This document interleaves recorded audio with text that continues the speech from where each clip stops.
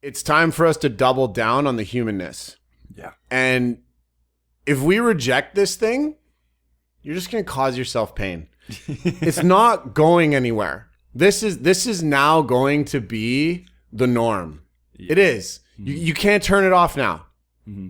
You're not going to be able to. So the more we can stay in our heart, the more we can stay in that optimism, the more we can stay in that curiosity, and that how can I use this to make the world better? How can I use this to make my life more efficient? How can I use this to support me in living a more beautiful, expansive life? It's going to serve you. Yeah. And if you go on the flip side, this thing's awful, I hate it, push it away, you're just causing yourself imminent suffering. Welcome to the Ignite You podcast. Stories of transformation, initiation, depth, and duality. With a sprinkle of sass.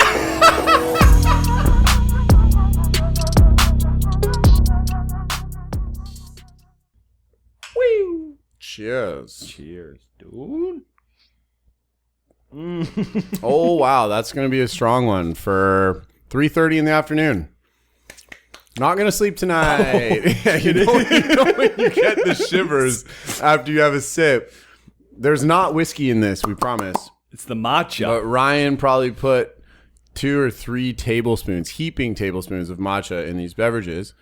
So we'll see where this goes. We were out of ceremonial grade cacao blocks. So now there's use God's drink. That's what it's called. There's actually little chunks of cacao that I'm chewing on. It's kind of nice, textured. Yeah. Brings a little bit of a earthy tone to the beverage. It's like I'm eating dirt. It's really great. Right on. With your mic set up like this, it's actually hard to see. I can see you through the nook. But what I was realizing is I kept hiding behind my mic in all the other videos. So now I got to look at Ryan through this eye. You don't have to hide anymore, I think is the message here. You know, it's time to show your true self. But it's so scary. I know. But we're here now. Gonna show you my true colors. Shine on. Yeah. Oh, so good. These are Cam's true colors. Cam is a singer. I am a singer. Songwriter. Singer-songwriter. Now I am. Enthusiast. Because with AI, I can be whatever I want to be. With ChatGPT, he can be anybody, anywhere, all the time. Wow. And that is what today's episode is about. So Ryan's been away for a while, so we're getting back in the flow of things, which is great. And while Ryan was away, I immersed myself in a hermit hole. Wow. I've been a hermit crab. People around town here are like, "You're still here?" And I'm like, "Yes, don't look at me." People are like, "Where you been, dude? You okay?" And I have been okay, but I've been very inward. And one thing that I've been really contemplating in my spiritual practices, right? Yeah, is this rollout of AI. And I'm very interested in it for many reasons, because my original reaction to it was so funny. I'm like, hi. My original Aboriginal reaction. My original reaction to it was one of fear. It was, oh my God, I've seen Terminator. It's going sideways. This is a bad idea. Mm-hmm. And I really started looking at that, because I find with a lot of massive technological advances or big changes in our personal lives or in the global world, a lot of times we can either be like, oh my God, this is so amazing, or we can be very doom and gloom, like we're all going to die. And we get polarized into that. And I found myself in the, oh my God, we're all going to die category. I went, this is going to ruin humanity. This is going to ruin human connection. This is going to make humans obsolete. This thing is so powerful. We're going to have no idea what it's going to bring in, what's going to happen. Mm-hmm. And so I started spiraling into this kind of state. And I had to check myself for a moment, because I really went, you're not a Luddite, you know, you're not somebody that's afraid of technology. So why are you choosing to be afraid of this type of technology?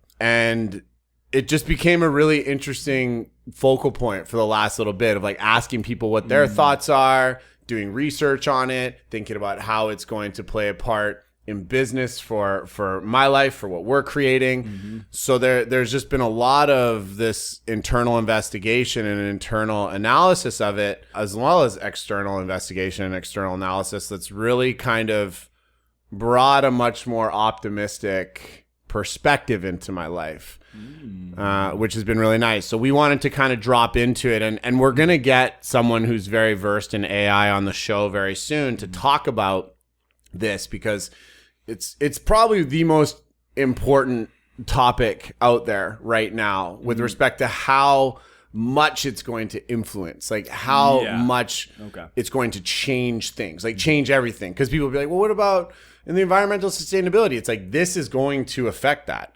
This is going to affect everything across the board. So we really wanted to kind of bring in our relatively uneducated perspectives, but more kind of intuitive, internal explorations around it. And just kind of have a discussion to open up the conversation for our community. Yeah, I love that. I love how this has come to be. I know we've been talking about it for the past couple months, actually. We've had a few people. Your friend Gordon was in town, and, you know, we just had a few. Julian. Oh, yes. Julian and Gordon. Yeah, J. Yeah, G and J. G and J. Yeah. Julian Yeah. was in town, Sorry, and we were talking to him, and we were talking about AI, and we were talking about these conversations. It's been a few months in the making, and just getting curious about this. Like, as you said, it's an uneducated guess because, we're not versed in this in any particular way. You know, we played with it, we dabbled with it. Probably like most of you listening, we're aware of it. But luckily, we have access to a bunch of people in this community where we live, to people that use it on a regular basis, and people that use it often and leverage it and have polarized views of it. Like you said, I know people that are terrified of it and think it's the worst thing ever. And I know people that love it and are like, I use it every single day. So it is cool to come into this conversation with curiosity, because if we both have it and we both are open to things shifting tomorrow, because that could easily happen. By the time this podcast goes out, it could be completely different than what we're talking about. And we're okay with that. We're talking about what we know right now, what we're aware of at this moment, what is alive in our body with it, and how we can leverage it to ignite our spirits, ignite our souls, and bring this into an optimistic frame, like you said. So I like it. And I want to start by going into the point that you brought up where the fear was there. Because and I have a fear too. It's not that it's just like, I think it's great. Like, of course there's fear of the Terminator Doomsday experience. But for you, what was the fear of AI when you thought about like what it's going to do or what it's going to take from you or from other people? Like, what was your particular specific, like, oh, this is kind of experience? For me, it was the fear of things speeding up even more than they already have. Yeah. And so what I've found in the work that we do and the work that I do and in the evolution of spirituality and how I've seen it playing out is that it's harder and harder for people to become present and to enjoy life, especially with the internet, especially with business, especially with all of the demands on our capacity. It's becoming harder and harder for people to slow down. And it's becoming harder and harder for people to disconnect. And it's becoming harder and harder for people to appreciate the more earthly aspects of being human. And so my fear around AI is that it's going to disconnect people even more. And it's going to disconnect them at a rate that we can't even begin to comprehend.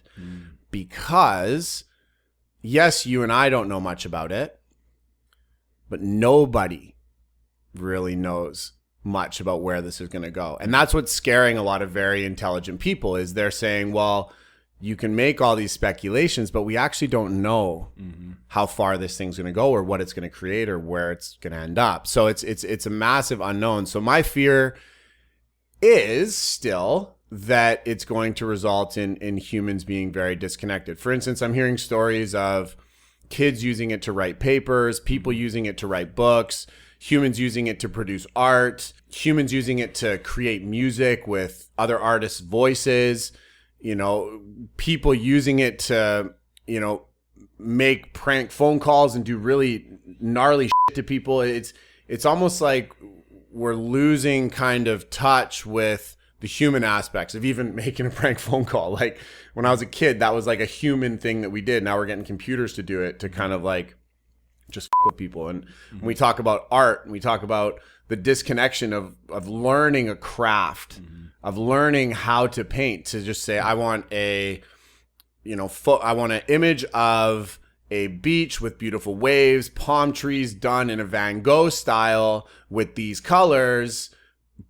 Click enter, boom, it's done. That to me is really cool, and at the same time very disconnecting from the paintbrush going across the paper, from the texture of paint, from the creative side of things. So I just have a fear that it's going to disconnect humans more from being human.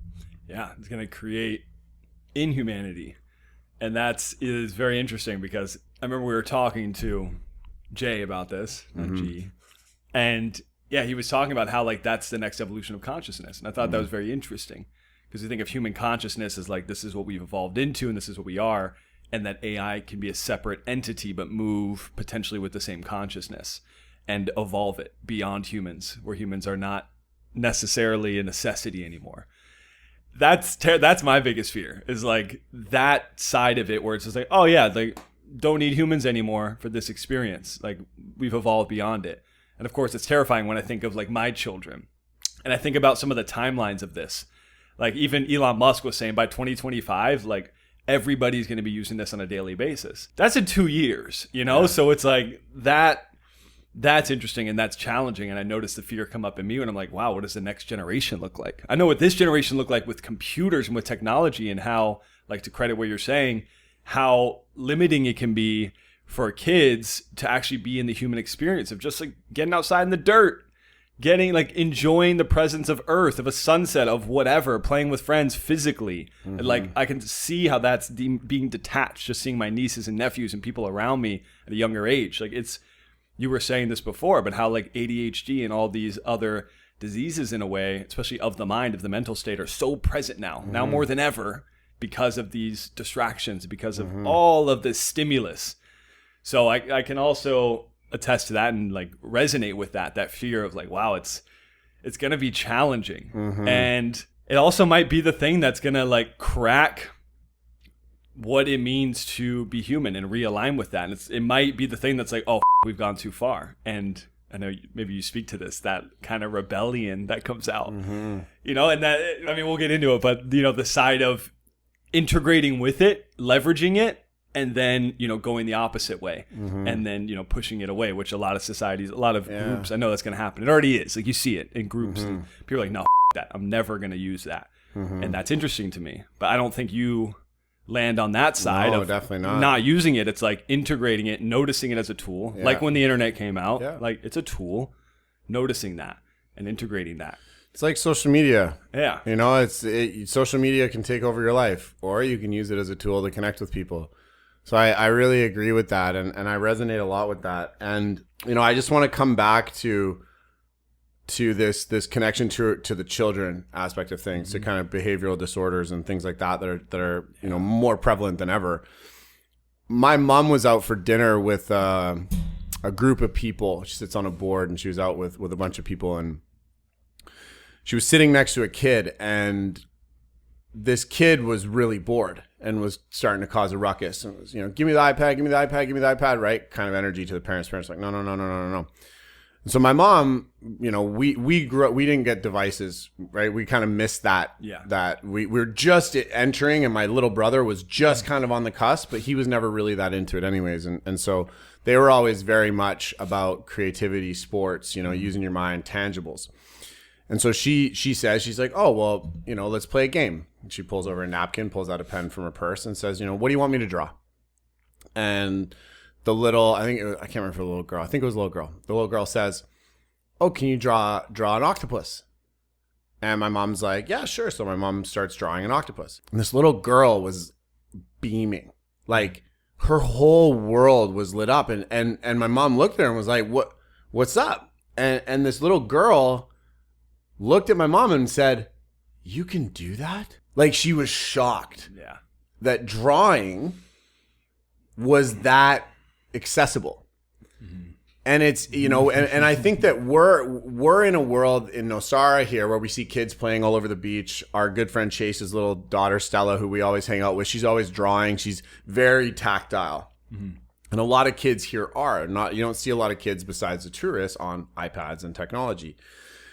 But I think that we've gotten to a place where kids don't know how to be kids anymore. Kids don't play, you know, they're just sitting there at the table, zoomed in on an iPad, and there's just so much information coming in and out, and this is creating autism, this is creating ADHD, this is creating all these behavioral disorders, and not to mention illnesses and diseases from not being connected to the earth, not eating dirt, not playing in the mud, not doing all of these things. So there's a lot of disconnection taking place there, and I think it extends to so many different types of people, adults too, right? So many people just don't play in the mud anymore. So many people don't get dirty. They see your videos on Instagram and they're like, "Well, you can swim in a river?" It's that? like, yeah. You can get naked outside. You can get naked outside. Always. Always. You might get arrested sometimes, but you can always do it. But you get bailed out of jail. It's all good. It's fine. But it's so true. We have no idea the effects yet. No. Because this technology is so new, right? It's like 20 years actually having accessibility to like a regular phone, like a sidekick, and then like starting to go into the iPod and iPhone, and then that's advanced so quickly. We really don't know the long-term effects generationally.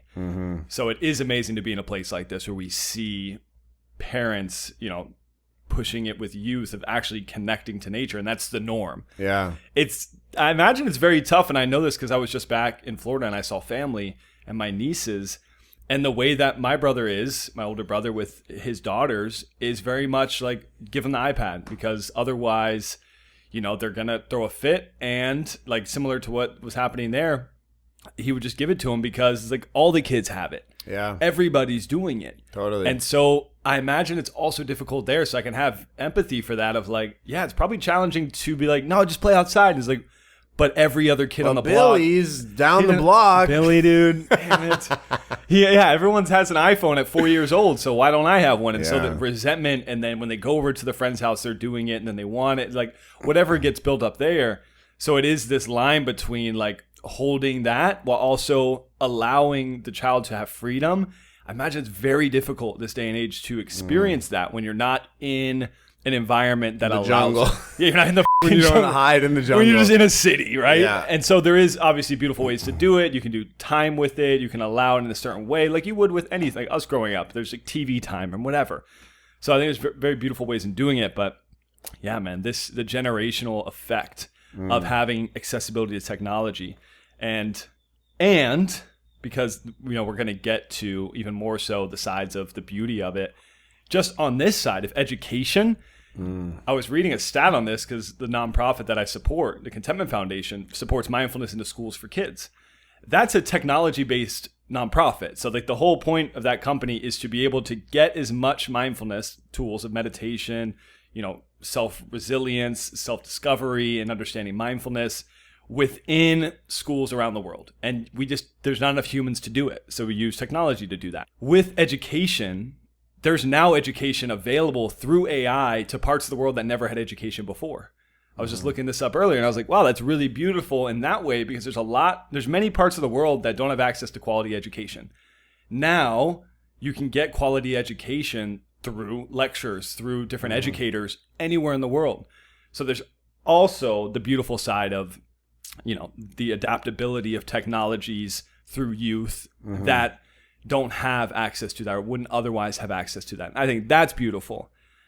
And, you know, there's dark sides to both sides of it. It's like, yeah, education is a beautiful thing if they don't have it, but then having access to everything as a kid that does have education is really challenging. Yeah. So yeah, we're going to go back and forth. And it's the amount of information. That's one thing that's become so wild to witness in so many people, especially when it comes to purpose, for instance, is so many people are like, I don't even know where to start. There's so much now that I can do. There's so many things out there that I can do. There's so much. Where do I begin? What do I even look at? So that just becomes, you know, that's a problem to be solved by something like AI where you're like, I really am interested in the wellness space, only get me information about wellness, and or whatever that ends up being. But one interesting thing, so I was out for dinner last night with an old friend and some new friends that she had just introduced me to. And one of the gentlemen there, he's very involved in AI, and he's very, very successful man, very successful businessman. And so I was really interested to get his perspective on it because he's actively bringing it into what he's doing. And you got to watch people like that. You got to watch people that are doing things like that and learn from them, especially if they're conscious, especially if they're aware, because there's codes there. There is. Right. And so I had asked him about it, and I told him, my whole mission was to ignite the human soul and help people come more alive. And he had been, dabbling in AI and playing with it in his business to create more spaciousness. So he was talking about how using AI will actually start to automate so much more of our business and of the mundane 80% of, or what is it, 20% of the stuff that takes up 80% of our time, so that we can actually have more time to live. And so it was a really cool perspective of him being like, if we use it right, we won't need to work nearly as much. Yeah, this is actually talked about in the AI realm of things. Is AI doesn't take jobs, AI takes tasks. And I think that that's interesting because even within a field of jobs, that's like, oh, AI is going to take that over. It's done. There's still jobs there for humans when AI comes in, because what runs AI? Humans. And so it's like AI takes tasks. And if what you're doing as work is just a task every day, then there's a version of that where you might have to go, at a bigger level or change what you're doing in a certain way. But I love that, how it does help you optimize what you're doing. Even Mac, who ideally we're going to have on here at Saturday on Instagram, the guy who created the logo for Instagram, I was talking to him, and he's a graphic designer. And my first thought talking to him was like, oh, you're a graphic designer. You probably think AI sucks because it can create whatever the hell that you want it to in seconds, so why even hire a graphic designer? And he was like, no, I think AI is great because it takes what I do and makes it easier for people, makes it more accessible for people, and allows me to be in my genius. So similar to what you're saying, he's like, I get to be in my genius even more so. I don't have to go on to a creative profile and, create every single line. I can be like, oh, AI, support me with building this foundation. And then from there, I'll bring my genius in. Similarly, and take those tasks out, then let me bring in my humanness, what I know, what I've trained in myself that AI can't do yet in this way. Yeah, it's really interesting. I think about companies like Adobe with Photoshop, and that's tough. You think about all of these companies that are based off of these of people using them, and that's done. It's gonna change. It will have, but it's kind of like, I guess the version of it would kind of be what's coming to me is like Kodak. Like Kodak was like, nah, everyone's going to come back to film. Digital's not going to be the thing. Didn't work out for them. Now it's just trendy to have little pictures, but not you're not the leading photography company in the world anymore. I think they're gone. But I think about that, and it's kind of like, okay, well, what would be the Adobe evolution of that? It's like, do they create an AI platform for editing photos and video? And if so, great, you're on it, and it's probably going to become the easiest program. I'm sure I'll buy it, probably for sure, right? So it's really interesting in that respect, and I love that because even when Jay was here and he was we were playing with ChatGPT, and it wasn't, bearing in mind this is as basic as the technology is ever going to be, but he would, it still took creative vision to produce the outcome. And I think that's what Mac's alluding to, and I hope we get him on so we can dive into this a bit deeper. But it was similar to what my friend the other night was sharing, is that you still have to have the creative vision of what it is. Yeah. You can't come on and be like, I want a brown photo of a dog, and it's just going to be a brown photo of a dog. Well, that's the thing. Yeah, you're pulling from like what we did. I want Twinkle Twinkle Little Star as 50 Cent. Yeah. But if that song was never created and 50 Cent was never around, that wouldn't even be there. Yeah. It took those independent artists and vision and humans and then the human to say like that to create it. It's not just there. Yeah. Yeah, it's interesting. Like I think about program design, I think about all of these things, and you know, you and I are currently building some new programs, and I think about there's going to be a time where you just say, I want you to build out a program on X for 12 weeks, and it'll pull from all the top You can do data and information that will then produce a course. Now, you can have it written, you can have, but totally, you can, that's the and so and that's the thing is that, you know, it's interesting because I'd be really interested to see, and this is going to be really cool, is to, and I actually want to do this at some point, is to create an AI generated program, create a human generated program, and see which one actually resonates more with people, and to see if there's kind of an energetic frequency. It would be like getting AI and like a robotic arm to paint the Mona Lisa and putting them side by side and having the Pepsi challenge to see if people could pick the right one, to see if there's like an energetic draw from the humanness. Yeah. You know, because that's something that even last night when I was talking to my buddy who's very well versed in this, it was this concept of the soul, this concept of humanness, this concept of energy, which is what Julian was kind of challenging us with when he was here. But it's, I don't, and this might be my very basic and my heart and my love for humans, but I really don't think that a machine will ever be able to replicate a soul. Yeah. Even if it's a robot that's generated from the cellular level, unless we can start to embody in, you know, a manufactured body, I don't think that robots and technology will ever have a soul. But that could be my just like holding on to like, we're still special, please. Yeah, you know? Like, but yeah, the soul, that's a whole other conversation. But when I think about nature, like nature can be broken down into mathematics. And so that's interesting when you think about, at least from what we understand, we can base it on science and mathematics, how the world operates from our understanding as human beings. But you can see that in nature, but then when it comes to the human mechanism, we really don't know the extent. So like what you're saying with the soul, yeah, it's immeasurable. But nature, it's measurable in what we know. Maybe we don't know exactly that moment that a seed can become life. Like, what is that? But we can replicate it.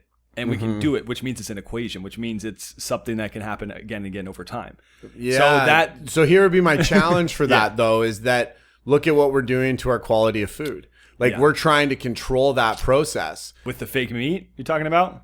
Well, even genetically modifying seeds and all these different things that we're doing, we're like, no, we're just doing what nature does. And it's like, no, we're not. Yeah, you're monocropping. Our food is empty. And our guts are getting f***ed and our allergies are going through the roof. And there's so many problems coming from humans trying to manipulate nature. And this is one thing that I shared the other night at dinner was, there is an intelligence going on here that flows into everything. Space, the galaxies, the cosmos, and we are just the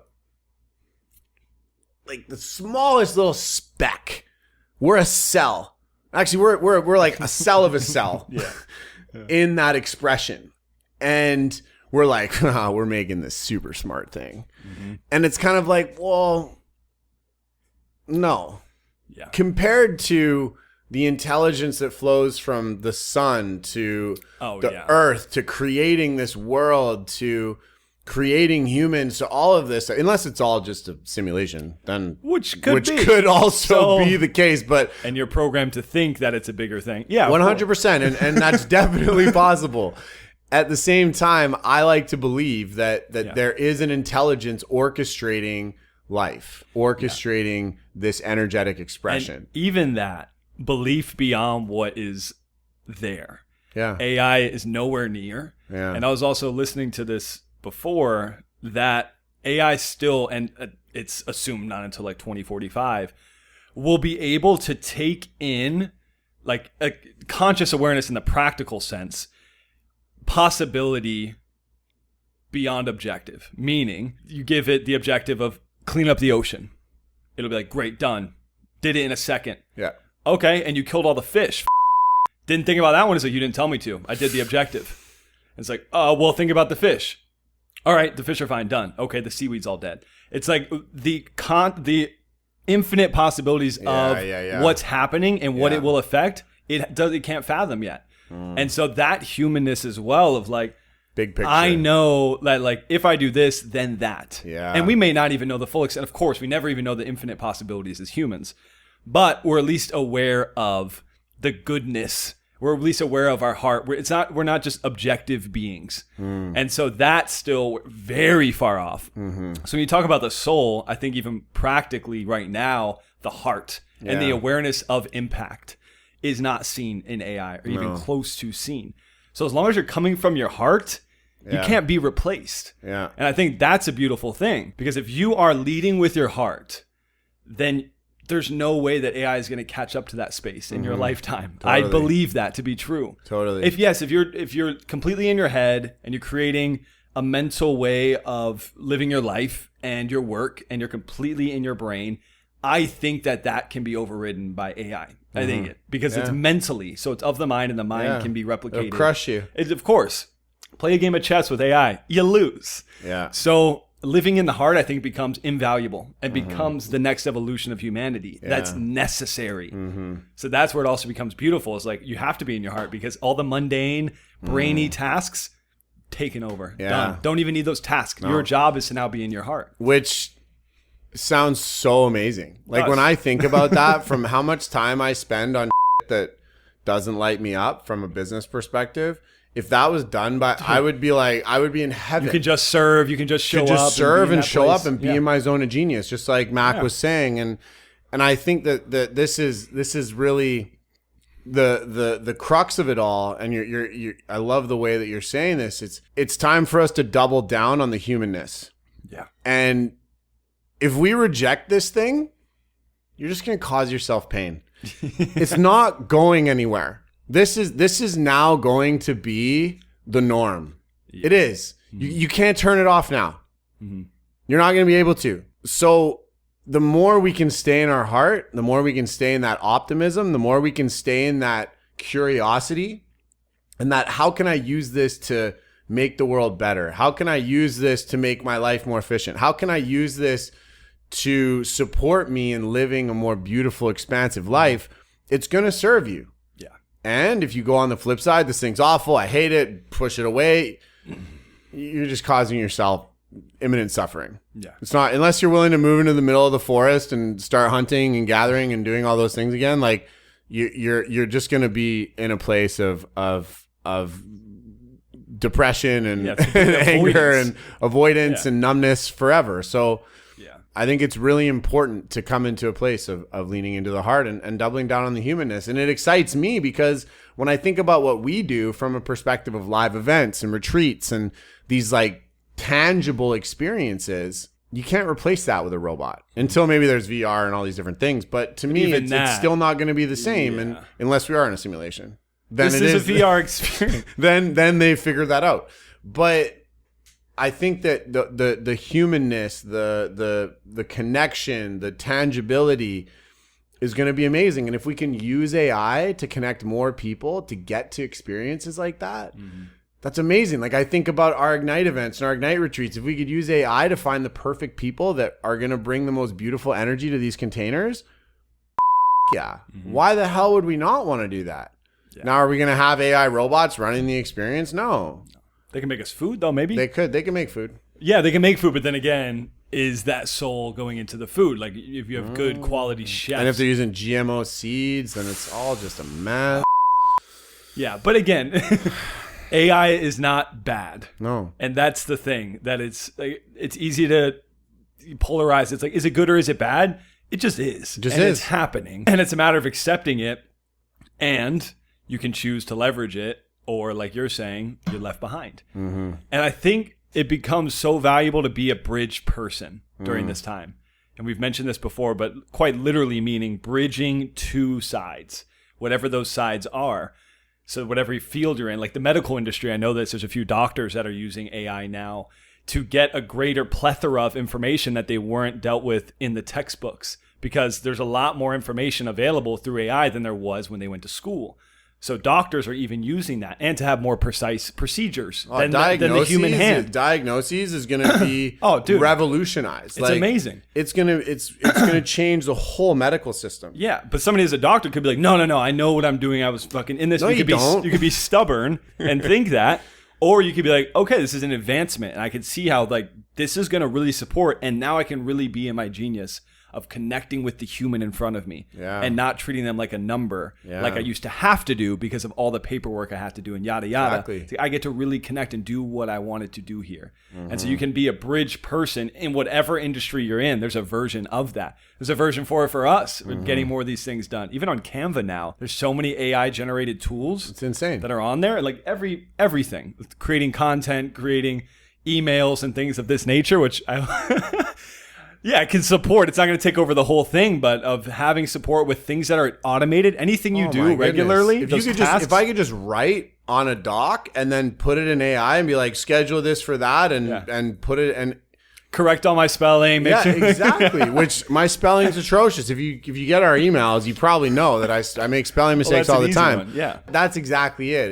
It's those are the types of things that are so beautiful. Like I think about subtitles on a video. It's like. Yeah. You know, there's so many applications now where you just upload the video, boom, subtitles are done. And it used to take a video editor hours and hours of, oh my goodness, right? Talk about inefficiency of time, right? And waste of the human mechanism. Exactly. Waste of human potential. So I really feel that. And here, you know, so I wrote an email about this week, actually. Our Monday email was about my reflections and kind of this internal tug of war that I've been going through around it being a good thing, it being a bad thing. And I think it's important to have that type of skepticism because it pushes us to investigate. It pushes us to be curious, right? To always have those internal dialogues. When you start to choose just one side, that's when you start to become biased and you start to kind of shut yourself out. But I wrote up an email about this and one of our members of the community reached out to me and was like, thank you for sharing that. And thank you for sharing your perspective. It was very refreshing. And he said that the spiritual community is so against this. And there's so many people that are like, it's going to be the end of the world. And it's going to be this, and it's going to be that. And to me, that's such a cop out because we think that we know where humans are supposed to go. It's like, no, we don't. We have no idea the bigger picture of this. We have no idea really why we're here. We have a lot of theories and a lot of ideas and a lot of feelings, but in the end, we got no clue. And so who are we to say what is right or what is wrong for humanity? Because we ultimately don't know. Our lives are so short, so short, individual lives. And it was just really interesting. And he just said, thank you, because he'd been around so many people that were so doom and gloom about it and so afraid of it. Yeah, it's so common in these communities. So common. And also, side note, get on the newsletter. It's awesome. It is. Those weekly newsletters. Mondays. Humans are writing those for now. For now. If I am a human. You could be But so stupid. Stupidity AI doesn't get, right? Not yet. Man. Like, does not compute. Does not compute. Be smarter. But yeah, it's so true, man. I think it's funny because you say spiritual communities, and that's what it is. But when I think of spirituality, it usually comes back to acceptance of what is and loving whatever is available, whatever's around. Even if it scares you. Especially if you're afraid of it. Yeah. Right? And so it's funny, like we hear the spiritual communities, and it's often the spiritual communities are the ones that avoid the most. It's like, which is why we did spiritual bypassing as an episode. If you missed that one, it's in the last season. It's good because we get it. We're in the community. We got the mala beads. We have, we're in the space. We meditate. And it's important to be in that space and not be so attached to it that you identify with it and then avoid things of normal society or like what most people are experiencing. Like, to me, that feels so not spiritual. It feels like it's not even aligned with what it means to be a human. Like, spirituality as a human is to love what is happening around us and what other humans are experiencing. Yeah. If we really believe in connectedness of humans, it's like, wow, there's a lot of suffering around this. I'm just going to avoid it. Yep. It's like, no, that's not what we're going to do. We're actually going to feel, check in, and bridge these worlds to support others. Like, that's a spiritual experience. I think, it's so often that it's like separate from technology, separate from these things, take them away. It's like, is that? Well, it's really easy to be in acceptance when you're surrounded by patchouli, a bunch of loincloths, and you're in paradise, like Om Shanti. Like everyone's like, you just gotta learn to accept life when you don't wear shoes. Just be barefoot. Just be barefoot, and everyone. It's like go to temple nights and have sex with everybody. That's all you gotta do, because that's what we do. Well, what? Oops, boobs. I said oops. You said man. Boobs. No, I get that, but it's really easy for people to say those things until shit hits the fan. Yeah. And then when shit hits the fan, it's like, nah, I'm not into that. It's like, that's rejection. That's creating suffering. You're in a defense mechanism. And so I want to, it's important that we call people out in that sense, especially in the spiritual community that have aversion to this, because in my opinion, the spiritual path is summed up in one word. Acceptance. No. Love. No. But that could be yours. Juice. And it's similar. Acceptance. Juice? What is it? Curiosity. Okay. Yeah. Being curious of the physical world. Being curious of the energetic world. Being curious about what God is, who we are. That's my perspective. And curiosity for me is kind of my mantra for spirituality. It's that is always stay curious. Always stay curious. And the moment that you shut things out, you've lost curiosity. You've lost that student mentality, because the world's going to continuously show you stuff. And I think this leads even deeper into, a lot of the challenges that we have as humans, and that's we hate change. We hate change. And we fight it. We fight it. We fight it. We fight it. Yeah, I hate it. I don't. No, you're so spiritually evolved, though. Good. Well, we fight it so much as a global society, and it's the only constant. We create so much suffering for ourselves. It's a good quote. Well, I know it is. The only constant is change? Yeah. Wow. Who said that? You did. I Quoted didn't. by Cam McDougall. I didn't. I can't remember who said that, but I say it quite often. It's with clients and stuff. It's the only constant is change.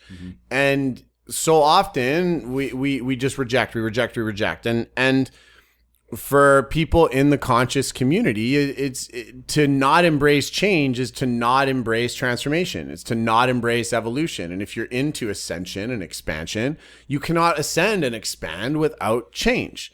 So you're fighting against the flow of energy. We got to learn to work with these flows of energy. And the more we learn to harness them, brings us deeper into our path. I come back to Viktor Frankl in A Man's Search for Meaning. He didn't rebel against, the Holocaust and everything. I'm sure he wasn't very happy about it. But in his book, he talks about how he accepted where he was. And he found the nuggets of beauty in the darkest places. And it was in that he found the deepest, most profound gateway to spirituality, to bliss. And so if we're like, no, I'm like, it's all good when I'm meditating and burning incense and sitting with my mala beads, and that's when I'm okay. It's like, no, the spiritual path is how do you handle it and how do you embrace change when shit scares the shit out of you, when things piss you off, when people are triggering you, when the thing is like, I don't want this. How do you show up? Because it's in that you're going to find the gateway to true spirituality. But if you reject it, if you push it away, you're blocking the flow of energy. Boom.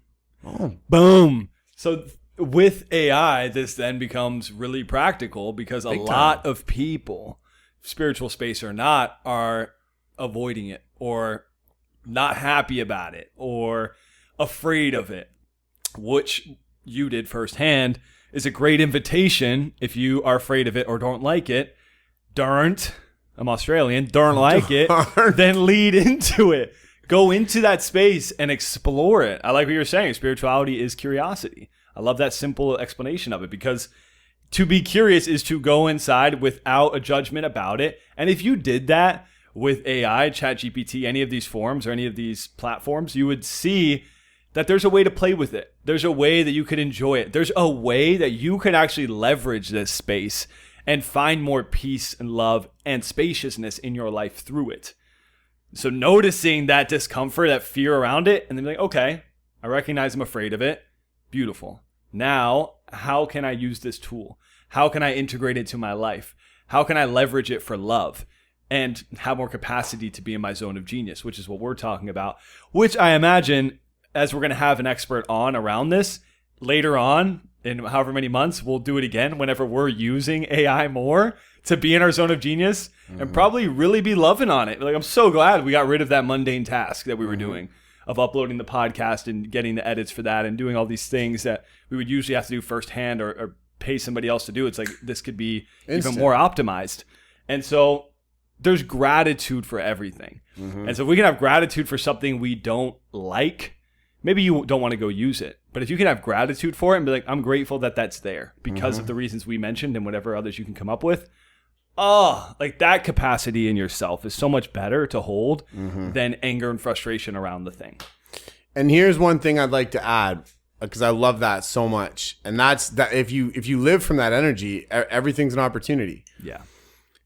The other night, like I said, I was talking with a friend about this. And there's so many friends, dude. It was the same dude. I've only got one. I know. Well, two, because you're a friend of mine. And my mom, so 3.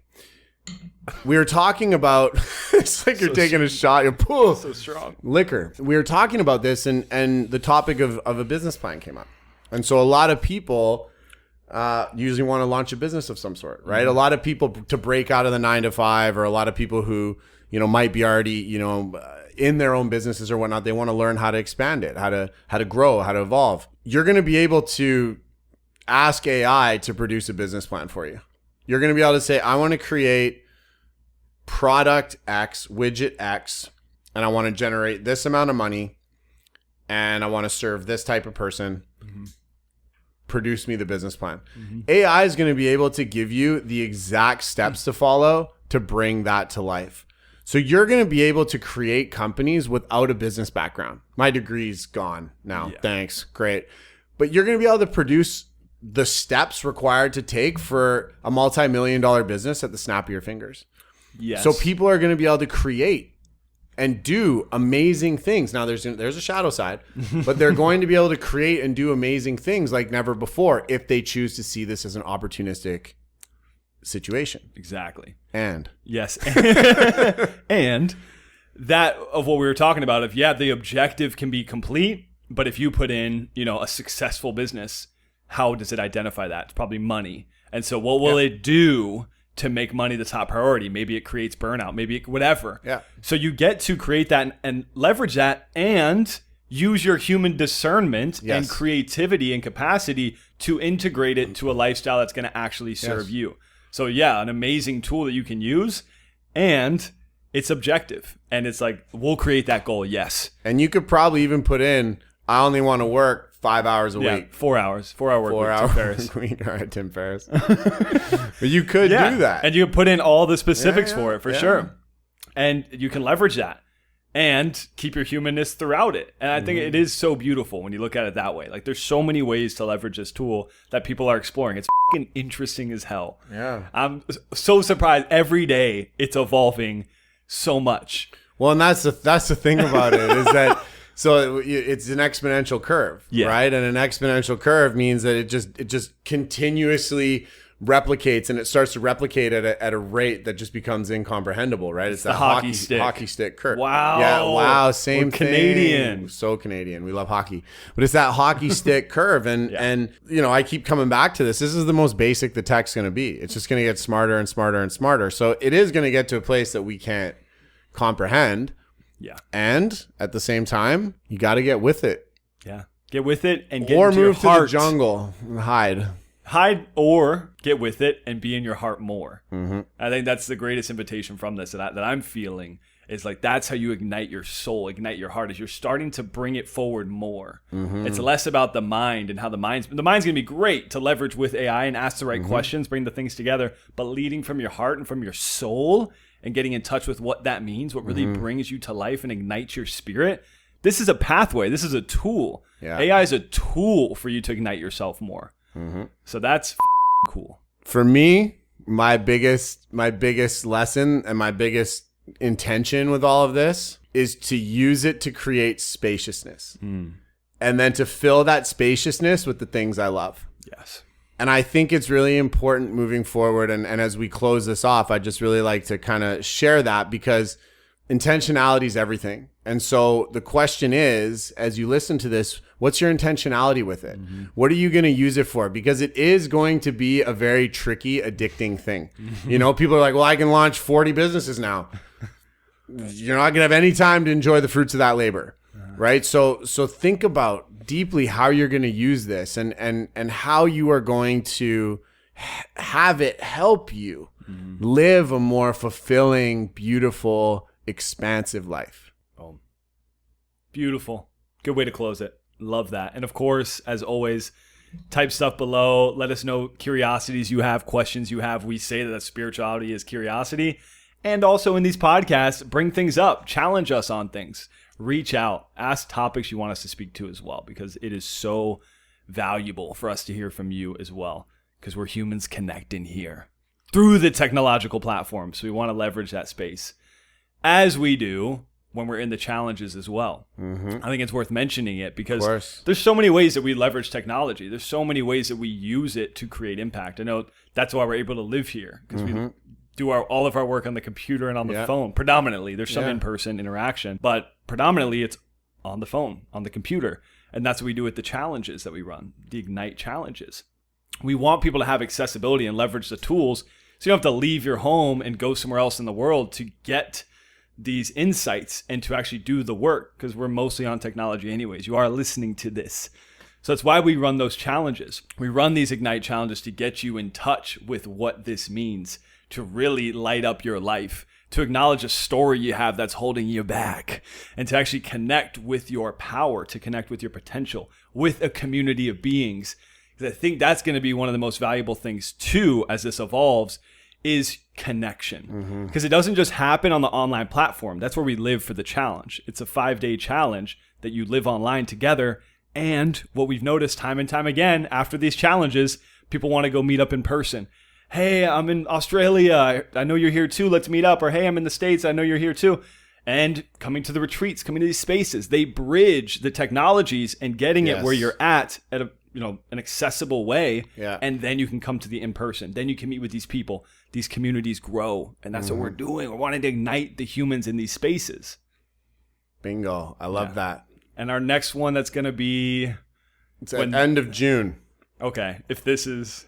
Well, we don't know when this is actually going to go out, so just check the link below. Check it out. There's always a countdown timer for the next one on the page, so we're not quite sure when this episode will be launched. It's quarterly. We'll run them quarterly. We run them quarterly, so just sign up for the next one. Next one's in June from when we're recording this, but it might be past by the time you listen, so use the link. So online and offline, as always, stay lit. Stay lit, crew.